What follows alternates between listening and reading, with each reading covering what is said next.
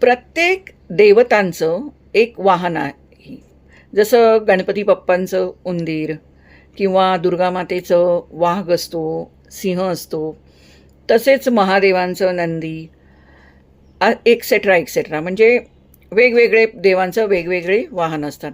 परंतु प्रत्येक देवांचं वाहन हे प्राण्यांमध्येच मोडलं जातं.